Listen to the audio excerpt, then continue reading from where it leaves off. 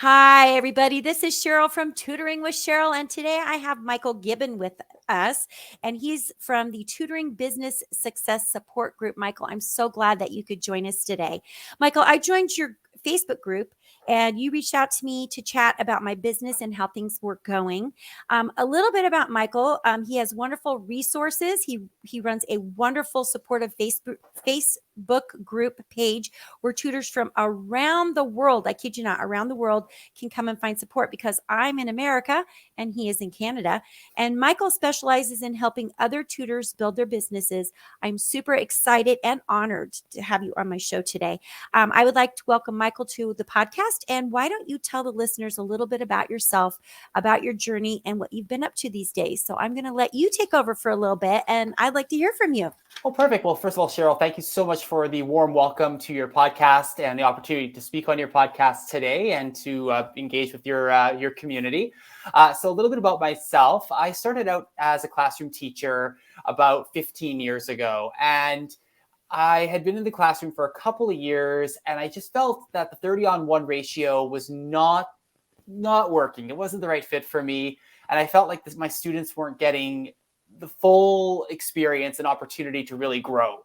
And that bothered me. And I was like, I really want to do something different. And so once my contract ended in the school system, I took a bit of time to figure out, and I was like, well, why don't I try tutoring again? Like, I had been a tutor prior to going into the classroom. Why don't I give tutoring another go? And so I started a 1-year position with another learning center, and I was doing program managing and lead tutoring. And once that position ended, I was like, well, I still love tutoring. I'm going to go on my own. I'm going to start I Am Success Tutoring. And so I Am Success Tutoring was born in 2011. And let me tell you, Sheryl, it was a journey on the business side of things. So the teaching side, we're all lifelong learners. You're continuing to grow and evolve. But I felt a pretty decent hold on the teaching, tutoring side of things and working with the students and families. But the business side, I was green as green could be. So I remember just walking into this almost like trying to navigate this abyss, this fog, and being like, I don't know what I need to do to market myself. I'll just say I do everything. And sales, what's that all about? And how and what I have to say what my business is about in 60 seconds or less? I don't know. I do everything for everybody. Don't say that. So it took some time. It took really working with another coach to get myself into understanding the business side of things. And so over the 8 years, I Am Success Tutoring grew to become working with a team of 16 concurrent tutors and wonderful groups of families and students. And we had a brick and mortar, in person, online.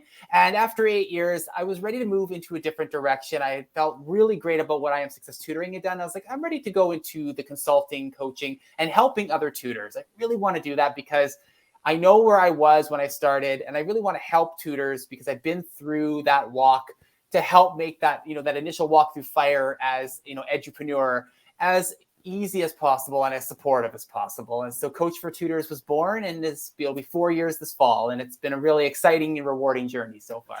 Yes. And I have to tell you, you are one of the resources that I go to kind of navigate this world. You and I, maybe our paths have been a little bit different, but we were both classroom teachers. And then I decided to just say, if I'm going to make a go of this, I really have to do this myself, because I had also worked while I was teaching in the evenings, and I was working for a company and just, using their platforms, and they were funneling plenty of kids my way. That wasn't a problem. And I had to kind of pick and choose, well, what did I want to work with? But it was multiple areas. It was multiple ages. Sometimes we would have communication issues. And it was just a lot of stuff. So I was like you, I said, I'm going to figure this out myself.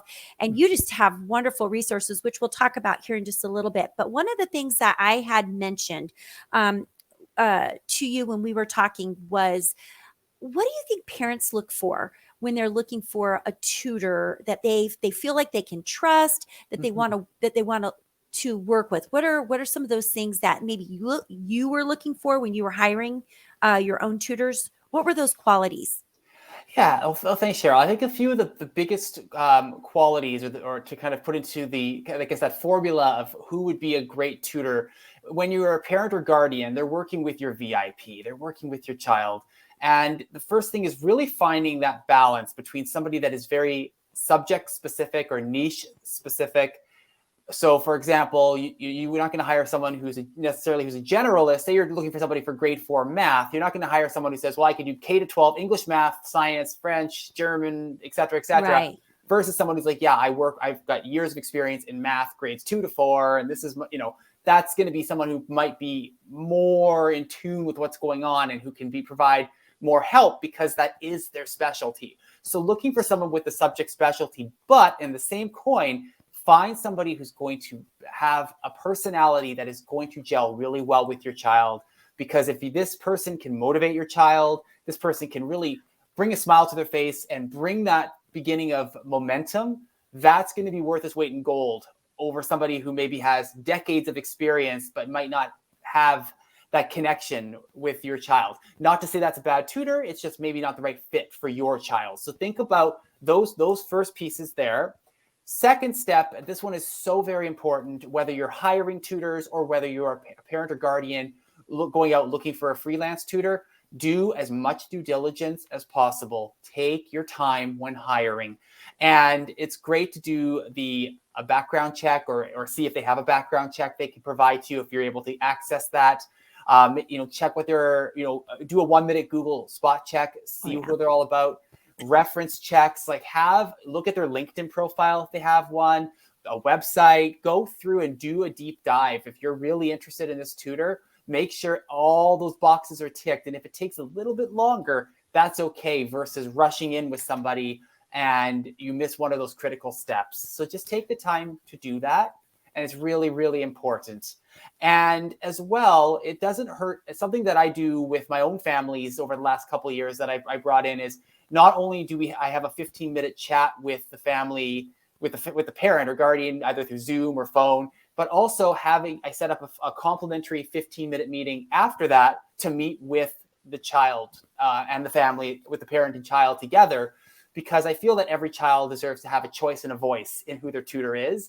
And your child will give you, unless there's an extreme situation that they just really do not want the tutoring and they're really sticking their heels in the sand on it, they will tell you. You'll be able to tell from your child's expression, demeanor. They'll tell you honestly whether a tutor is a hit or a miss from that short 15-minute interaction. And that, please, take that into consideration. And the last part is looking after the first session. And when you're a parent or guardian, really, again, check in with your child, get that feedback from them. What did they think of the lesson? Do they want that tutor back? What were their thoughts? Because in most cases, tutoring is not a short-term fix. We're going to do a few weeks of tutoring as a quick fix-up. You're building a relationship that's going to last for months and oftentimes for a number of years. This is an investment in your child's future. Make the best decision you can at the start so that it can be a wonderful success for all parties involved. I love that. And I also, am like you. I want to visit with the parents. I want to visit with the child.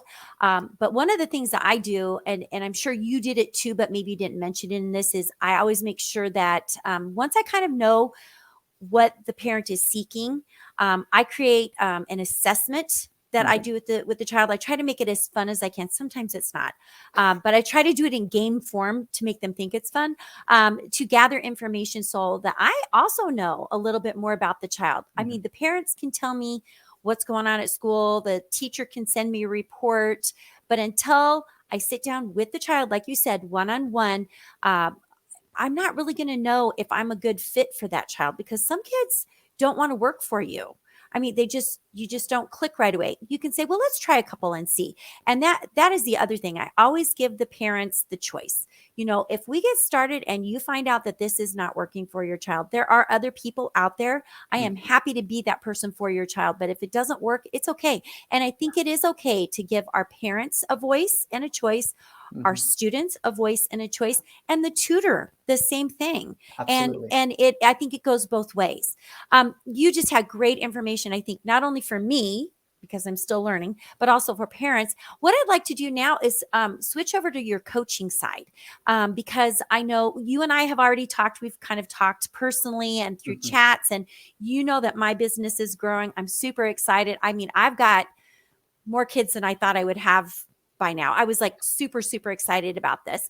And I know at some point, I even had this discussion with my husband. I said, if I get any more, I might have to hire a tutor. I think I mentioned that to you too. Yes. And so tell me a little bit more about your coaching, not just coaching the individual tutor, but you help tutors grow their business. Can you talk? Because I know there's going to be more than just parents looking at this. There's going to be teachers and other tutors. And I think we just need to make sure that this message is for everybody, anybody that tunes in.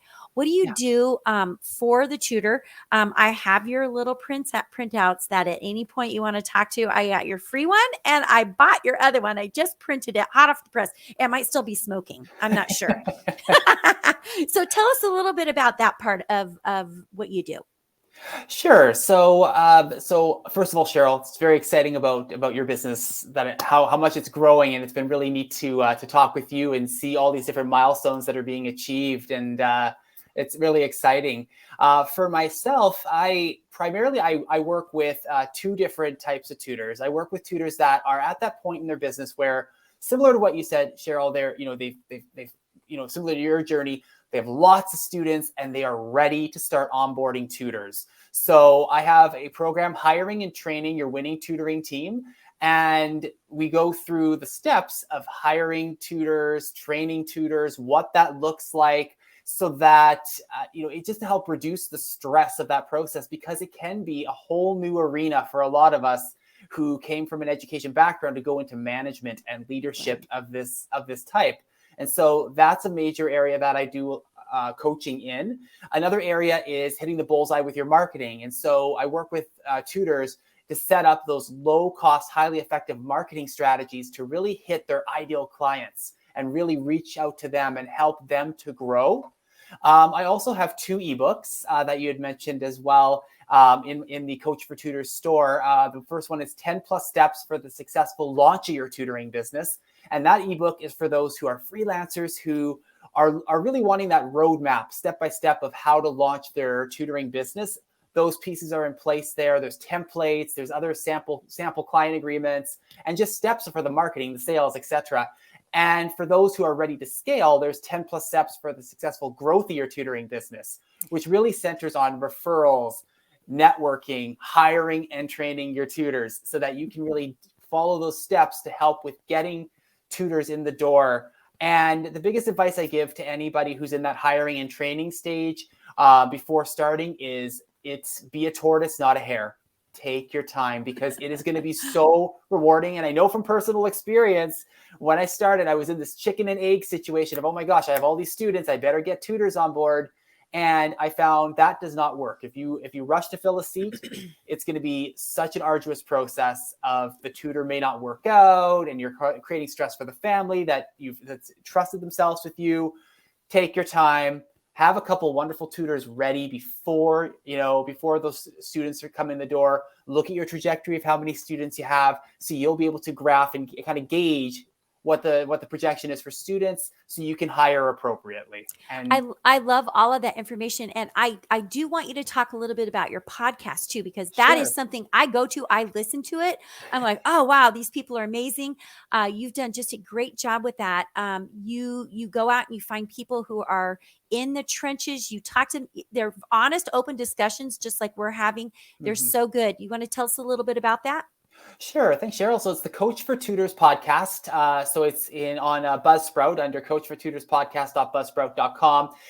It's at this point 28 episodes and counting, and we have a variety. Our main topics we have several topics on how to market your tutoring business, how to scale your tutoring business, and how to provide amazing 5-star tutoring experience for your clients, so they are excited, they stay long-term, they refer people to you. And we also have some amazing interviews with people who have created some game-changing technology for tutors as well, and those who have also left the classroom and are going into tutoring, who gives them invaluable advice about how to navigate that transition, because it can be quite the shift. As we both know, it can be quite the shift. So it's really comforting to, to hear other people's stories and be like, okay, there are lots of us out there that have gone through this change. And again, the nuggets of information that these wonderful guests have provided are just gold.